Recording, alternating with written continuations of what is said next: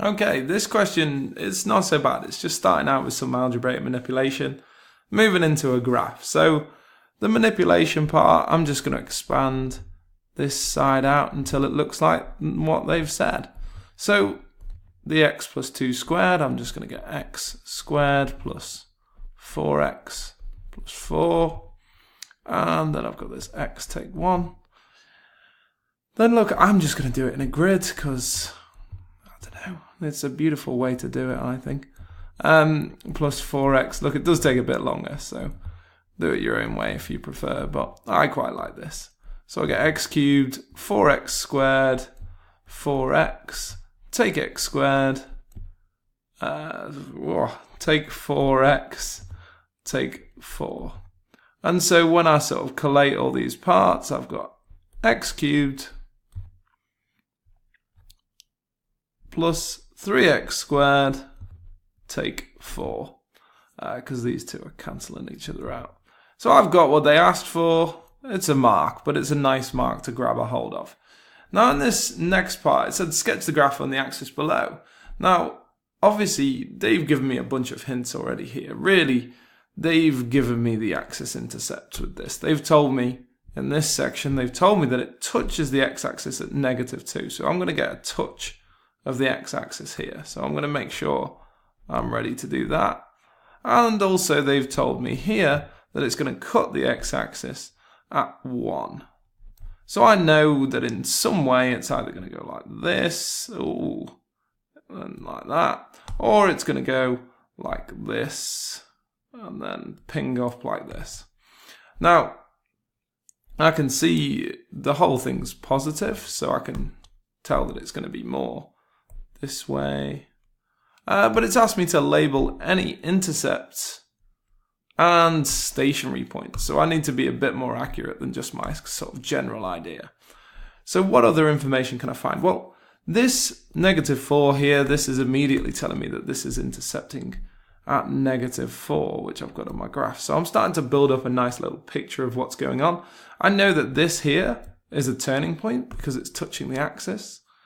And then, I mean, am I going to guess that this is a turning point? Well, no, don't guess it.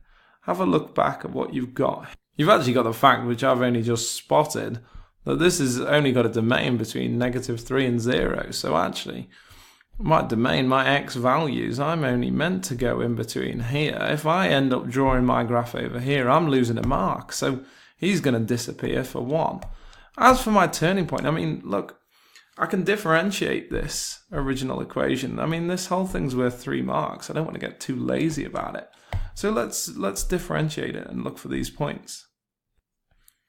So I've got, what is it, x cubed. So I'm just differentiating this, x cubed plus 3x squared, take 4. So I've got 3x squared plus 6x, and that's it. So this is my dy by dx.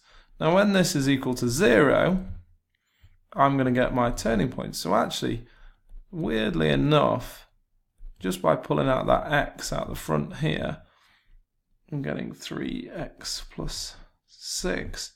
I mean, I could have pulled 3x out the front, in fact. Let's pull 3x out the front and see what that does. We'll get 3x out the front, and we'll just get x plus 2. So this tells me that my turning points are actually x is equal to 0 or x is equal to -2. So I've actually got a great situation here because my other turning point is happening here. So I know that this is going to kind of go from here and it's going to be curving as though it was going to curve back up. But obviously, because of our restriction here, we're actually stopping there. Now, as for getting an accurate point around this 3 line, I mean, I know that it's going to kind of go like this, but there's 3 marks. I don't want to throw it away. What I can just do is so I'm just going to take f of -3 and looking back up at my equation, I'm going to use this one. So I'm just going to substitute in -3 with this. It's equal to -3 plus 2 squared, -3, take 1. That is not a take 1, that's a plus. Take 1. -3 plus 2 is giving me -1, which I'm squaring. multiplying by -3 take 1, which is -4. So this is going to give me -1 squared is 1 times -4, so we get -4 as this point. So this tells me that I'm actually coming from here. If I look at this is the scale of my diagram. So I'm coming up here. All right. Now this, it's gonna, you can get a bit artistic with this because you want to create like a nice little curve to go in, but don't go too crazy for it. Just a nice graph, just making sure that you've met that restriction. And looking back through, I reckon we've got those 4 marks and we can move on.